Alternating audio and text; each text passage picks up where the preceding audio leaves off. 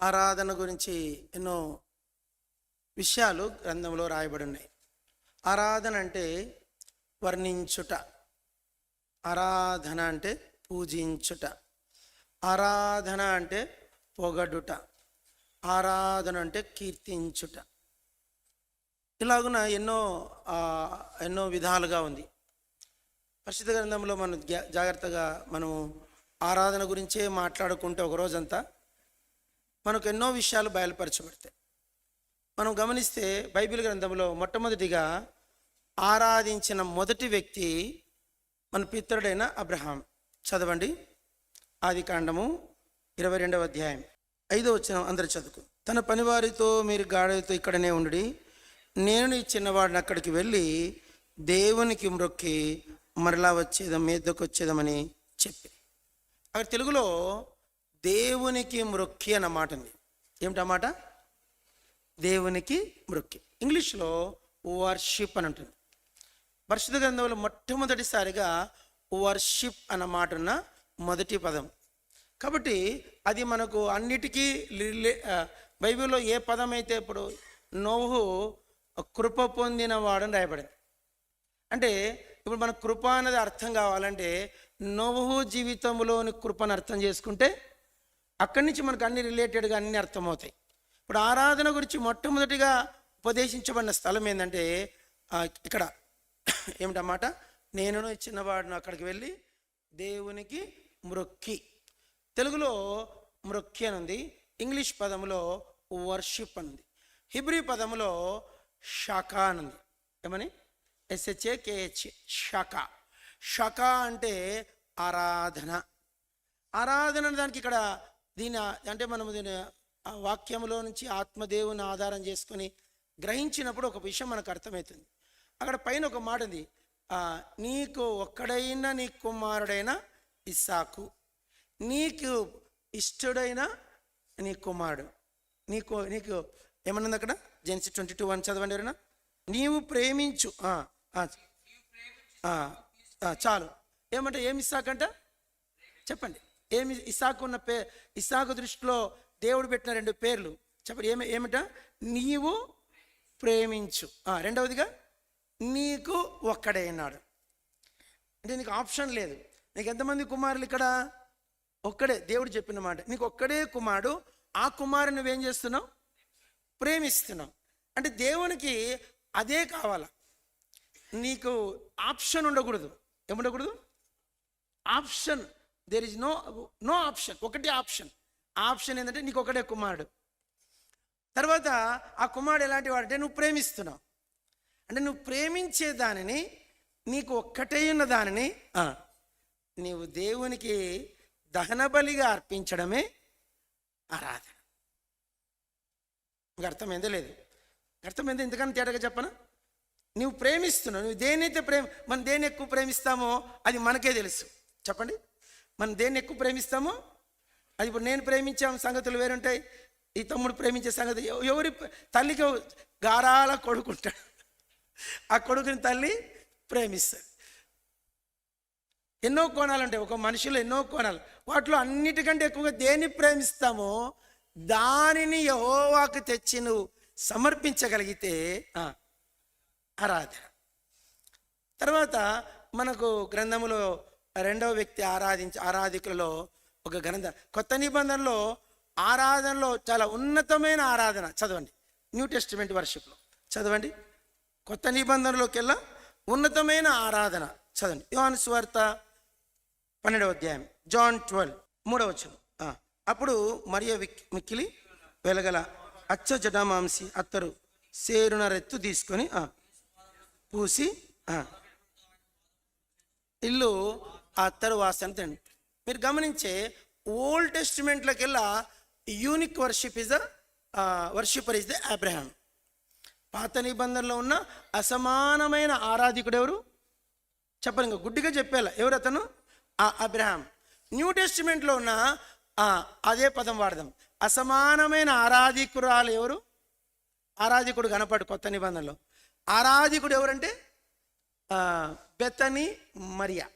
ఈమె ఉన్నత, తెలుగులో కొన్ని పదాలు మంచి పదాలు, ఉత్కృష్టమైన, అసమానమైన, సమానము లేని ఆ అద్భుతమైన ఆరాధికురాలు ఎవరంటే మరియా బేతని. ఈమె ఆరాధనలో మనం నేర్చుకునేది ఇక్కడ మనం ఇప్పుడు మీలో కూడా ఎవరైనా ఒక సేనర అత్తరెత్తు తీసుకొచ్చి యేసుప్రభు పాదాలు పూసేంత మాత్రాన అది ఉన్నతమైన ఆరాధన కాదు. ఇక్కడ ఆమెను గురించి ఇంత ప్రత్యేకంగా 4 సువార్థికులు ఈమె చేసిన ఆరాధన రాశారు. అర్థమైందా మీకు?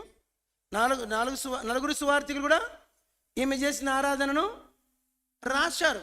అంటే ఈమె ఆరాధనలో ఏమిటి ప్రత్యేకత అనేది మనం ఆలోచిస్తే, యూదులకు పెళ్ళి అంటే చాలా పెద్ద తతంగం. పెళ్ళి అంటే చాలా పెద్దది. దానికి ముందుగా ప్రదానం చేయబడాల. ప్రదానములో పెళ్లి కుమారుడు పెళ్లి కుమార్తెకు ఓలిచ్చి, అంటే మన భాషలో ఇక్కడ తెలుగులో అమ్మాయి అబ్బాయికి ఇచ్చేదాన్ని కట్నం అంటారు, అబ్బాయి అమ్మాయికి ఇచ్చేదాన్ని ఓలి అంటారు. అబ్బాయి అమ్మాయికి ఓలి కట్టాల, దాన్ని ప్రదానం అంటారు. ఓలి కట్ట ప్రధానమైందంటే అర్థం ఏంటి చెప్పండి? ఓలి కట్టాడని ప్రధానమైందంటే అర్థం ఏంటి? ఓలి కట్టాల. ముందు ఎక్కడ కట్టాలి? అది ఓలి ప్రధానములో కట్టాల. ప్రధానమైన తర్వాత వివాహానికి ముందు పెళ్లి కుమారుడు పెళ్లి అవన్నీ కూడా చాలా పెద్ద విషయాలు. అయితే ఇక్కడ పెళ్లి కుమార్తె పెళ్లి కుమారుని కొరకు ఒక కానుక తీసుకెళ్ళాల. పెళ్లి కుమార్తె పెళ్లి కుమారుని కొరకు కొన్ని కానుకలు, వాటిలో ప్రశస్తమైన కానుక ఏంటంటే అత్తరు తీసుకెళ్ళాలి. ఏం తీసుకెళ్ళాలా? అత్తరు. ఎందుకంటే పరమగీతంలో మనకు రాయబడింది, నీవు పూసుకొని పరిమళ తైలము సువాసన గలది, నీ పేరు పోయబడిన పరిమళ తైలంతో సమానం. కాబట్టి పరిమళ తైలానికి చాలా ప్రత్యేకతలు ఉన్నాయి బైబిల్లో. ఇప్పుడు మనం దాని గురించి మాట్లాడలేదు. ఈమె ఆ పరిమళ తైలాన్ని మామూలుగా ఒక స్త్రీ పెండ్లి భర్తకు ప్రదానం చేయబడిన తర్వాత పెండ్లి దినమునకు అతని కొరకు ఏం తీసుకెళ్ళాలి? పరిమళ తైలం లేక అత్తరు తీసుకెళ్ళాలి. ఈ అత్తరు ఆమెతో పాటుగా వెళ్ళాలి. వెళ్ళి ఆ పెండ్లి పెనిమిటికి ఆ అత్తరును ఆమె కానుకగా ఇవ్వాలి. ఇప్పుడు ఈ అత్తరు ఎవరికి తీసుకొస్తున్నారు? మరియా యేసుప్రభు తెచ్చి. ఈమె దృష్టిలో ఆ అత్తరు ఆయన మీద అభిషేకించేసింది. ఈమె దృష్టిలో యేసుక్రీస్తు ఎవరంటే చెప్పాలా, ఈయన నా పరమ వారుడు, హీజ్ మై హెవెన్లీ హస్బెండ్, నా పరలోకపు భర్త అని ఆమె డిసైడ్ అయిపోయింది. బెతనీ మరియా స్టాండర్డ్ అది. బెతనీ మరియా స్టాండర్డ్. అబ్రాహం స్టాండర్డ్ ఏమో అది, బెతనీ మరియా స్టాండర్డ్ ఇది. ఆరాధన అంటే ఏదో పోటీ పడి ఆమె చేయాలి నేను చేయాలి, మనందరికి ఎక్కువ శాతం క్యాసెట్ ఆరాధన చేస్తాం. ఏం ఆరాధన? క్యాసెట్ అంటే పోయిన వారం ఏం చేశామో, పోయిన సంవత్సరం ఏం చేశామో, లేకుంటే రెగ్యులర్ చేసే ఆరాధనలు కొన్ని మాటలు నేర్చుకుంటాం, అవి కాపీ కొట్టే అవి రికార్డ్ అయిపోతాం, ఆ మాటలే వరుస పెట్టి చెప్పేసి ఆమెనంటాం, అబ్బా నేను ఆరాధన చేశాను అనుకుంటాం. ఇంకొందరు ఎందుకు పోటీ పడతారు, నేను చేయాలి, ప్రతి వారం చేయాలన్న పోటీ. ఇంకెన్నెన్నో ఉన్నాయి దీంట్లో, పని చెప్పలేను. ప్యారెట్ వర్షిప్ కూడా ఉంటుంది, అంటే చేసిందే చేస్తారు, వాళ్ళని ఎవరు ముట్టుకోకూడదు, వాళ్ళు ఖచ్చితంగా చేయాలా. ఇవి ఆరాధన చేయాలా, ఆరాధనే మంచిదే, తప్పులేదు, నేను కాదన్ను. కానీ మీ ఆరాధనలో 2 సంగతులు ఉండాలి. ఎన్ని సంగతులు? 1 ఆత్మ ఉండాలి, 2 సత్యం ఉండాలి. చెప్పండి, 1 ఏముండాలా? The main is the spirit ఉండాల. మీ వర్షిప్లో ఏముండాలా? Spirit. You have in your worship you must be have the spirit. నీ ఆరాధనలో ఖచ్చితంగా ఆత్మ ఉండాలి. ఏముండాలి? ఆత్మ ఉండాలి. మాటలు ఉండకూడదు, అక్షరాలు ఉండకూడదు. ఏమిటి ఆత్మ? చెప్పండి, అందరు చెప్పండి అన్నమాట. ఏమిటి ఆత్మ అంటే ఏంది? మనం కొంచెం జాగ్రత్తగా ఆదికాండం పోవాలి. పోదామా? వెళ్దామా? చదవండి. ఆదికాండము 3వ అధ్యాయం. మనందరూ బాగా తెలుసు కొన్ని మాటలు, అవన్నీ నోటికి చూడండి. అందరు చదవండి. ఆదికాండం 3వ అధ్యాయం 17వ వచనంలో ఉంటుంది. జెనసిస్ 3:17.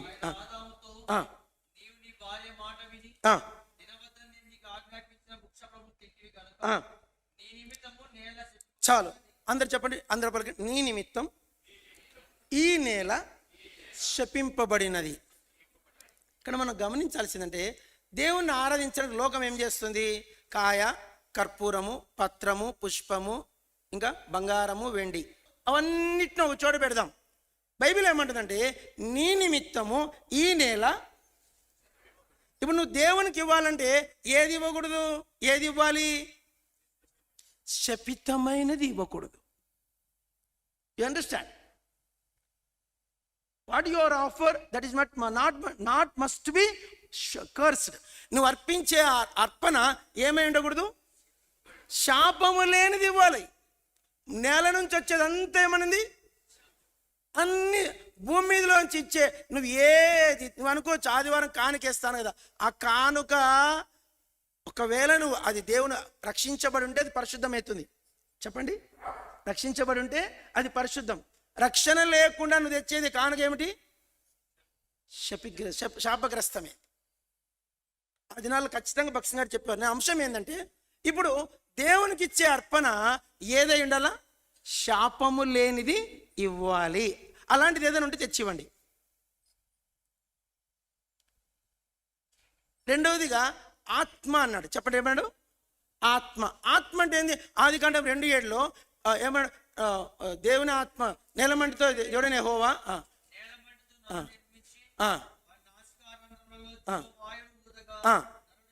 అందరు గమనించలేదు, జీవవాయువును ఊదగా. అది చాలా పెద్ద, చాలా ఉన్నతమైన మాట.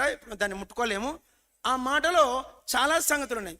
అన్నిటికీ బేస్ ఏంటంటే ఆయన జీవవాయువు. ఏంటి, ఆ జీవవాయువును యోబు ఎలా చెప్పాడు, చదవండి.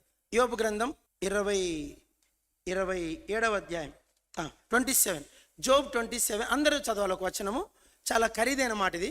యోబు 27 రెండో వచనం. అందరు చదవాలి, స్టార్ట్.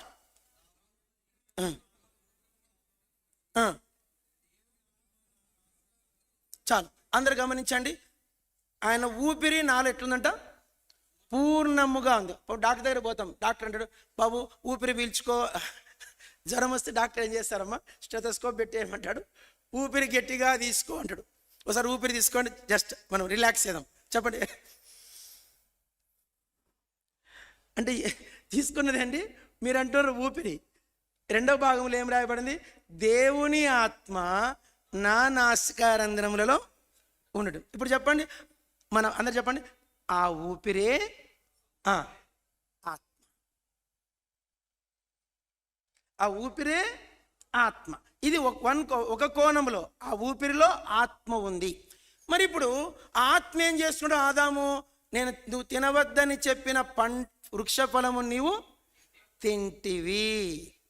ఎప్పుడైతే ఆజ్ఞ అతిక్రమిస్తానే ఆదాములో ఉన్న ఆ ఆత్మ చచ్చి ఊరుకుంది. ఏం చెప్పండి. అయితే విచిత్రం చెప్పనా, ఆదాము పండు తిన్న తర్వాత కూడా 930 ఏళ్ళు శుభ్రంగా బతికాడు. 930 years చెప్పండి శుభ్రంగా. మరి చచ్చింది ఏమిటి, ఇప్పుడు మీరు ఆన్సర్ ఇచ్చారు. అందరు గమనించండి, ఆత్మ చచ్చిపోయింది, భూమి శపించబడింది. ఇప్పుడు నువ్వు ఫిజికల్గా ఇవ్వడానికి పనికొచ్చేది లేదు. ఆత్మీయంగా ఇద్దామంటే ఆత్మ ఏమైంది, చచ్చూరుకుంది. ఇప్పుడు నువ్వు ఆత్మపరంగా దేవుణ్ణి ఆరాధించలేవు, భౌతికంగా కూడా దేవుణ్ణి. ఇది ఎక్కడ వింత, ఆత్మేమో చచ్చిపోయింది, భౌతికంగా ఇద్దామంటే నేల శపించబడు. ఫిజికల్ థింగ్స్ ఇవ్వలేవు, స్పిరిచువల్ థింగ్స్ ఇవ్వలేవు. మరి ఎట్లా దేవుణ్ణి ఆరాధించాలి, ఇది ఎలా సాధ్యం? ఇప్పుడు దేవుడు అన్నాడు, నన్ను ఆరాధించాలనుకుంటే ఏముండాలి, మీకు ఆత్మ ఉండాలి. అది రెండవది ఏమిటి, సత్యం ఉండాలి. సత్యము అంటే నాకున్న అభిప్రాయము అనుభవ జ్ఞానం. చెప్పండి, రియాలిటీ. నేను ఇప్పుడు దొంగతనం చేస్తా, నేను చెప్తా దొంగతనం చేయకూడదు అని అనుకో, దాన్ని ఏమంటారు, వేషధారణ. ఇంగ్లీష్లో దాన్ని హిపోక్రసీ అంటారు. నేను చెడుతనం చేస్తూ నువ్వు చెడుతనం చేయద్దురు అంటే ఏమిటి అర్థము, హిపోక్రసీ. అంటే ఆరాధనలో ఏముండాలంటే హిపోక్రసీ ఉండకూడదు. ఇంక అర్థమైందో లేదు, వేషధారణ లేని ఆరాధన. ఇప్పుడు చాలామంది ధవలవర్ణుడా రత్నవర్ణుడా అంటారు. ఆ అనుభవం నీకు తెలుసా? ఇంగ్లీష్లో బాగుంటుంది, అందరు చెప్పండి, my beloved white and ready. తెలుగులో ధవలము రత్నం అన్నాడు, ఇంగ్లీష్లో తెలుపు ఎరుపు రాశాడు. నా ప్రియుడు తెలుపు, నా ప్రియుడు ఎరుపు. ఒకసారి ఎప్పుడో స్పీకర్ వచ్చాడు, నేను అడిగాను, బ్రదర్ పేరు ముందే చెప్పాడు, మిస్టర్ వైట్. ఆయన పేరు ఏం పేరు, మిస్టర్ వైట్. ఆయన పేరు వైట్ అంతే, ఇంకేం లేదు. వైట్ అంటే ఏంటంటే తెలుపు. ఏంది బ్రదర్ అంటే, this Bible word brother, my mother is put that name. My name is white, my beloved white, నా ప్రియుడు వైట్. వైట్ అంటే ఇప్పుడు చెప్పాలి, మీకు పరమగీతం పోవాలి. పరమగీతం పోతే మీకు మొదలు పెడితే ఎక్కడికో వెళ్ళిపోతాం.